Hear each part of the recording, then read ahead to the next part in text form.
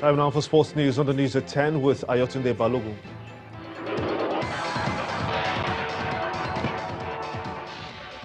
Many thanks, Gimba. The Flying Eagles of Niger have qualified for this year's FIFA World Cup. That's the Under-20 World Cup after they defeated host Niger Republic 1-0 in their final group game of the Under-20 AFCON in Niamey. The Caterpillars midfielder Adamu Al-Hassan's free kick from an acute angle in the 73rd minute proved to be the match winner for the seven-time champions. A fire has engulfed a dormitory at the youth team training center of one of Brazil's biggest football clubs, killing 10 people.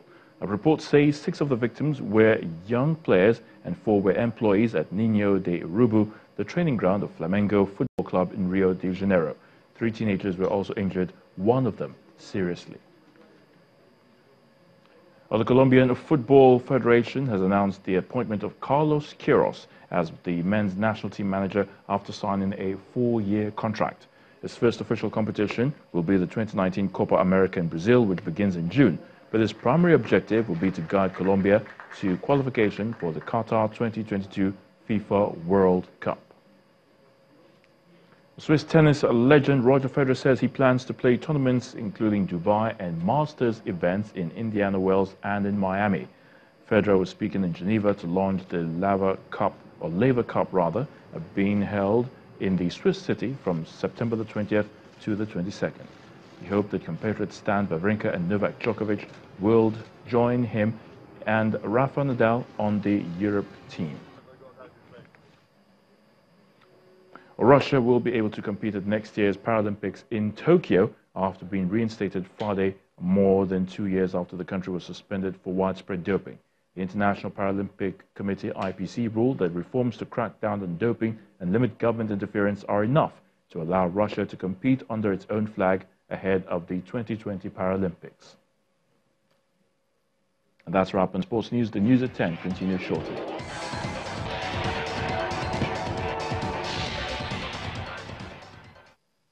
Thailand's king has described his sister's bid to run for prime minister in the country's election in March as inappropriate. The Thai king said in a palace statement that such an act will defy the nation's culture. Princess Ubol Ratana Rajakanya will run for the Thai Raksa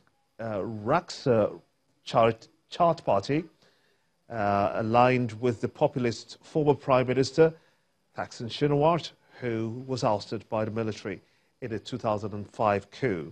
One of her leading opponents will be the military-backed current Prime Minister, Prayut Chan-o-cha, who announces his own candidacy on Friday. And the main news again. The Independent National Electoral Commission, INEC, today extended the deadline for the collection of permanent voter cards on Monday to Monday, February the 11th, following complaints of difficulties in collection process. Also today, the Professor Wole Soyinka Citizens Forum endorsed Young Progressives Party presidential candidate Kingsley Moghalu as choice candidate for next week's presidential elections. And that's how it's made on the news at 10 tonight. I want to thank you so much indeed for being a part of it. On behalf of all of us here, have a splendid night and good night.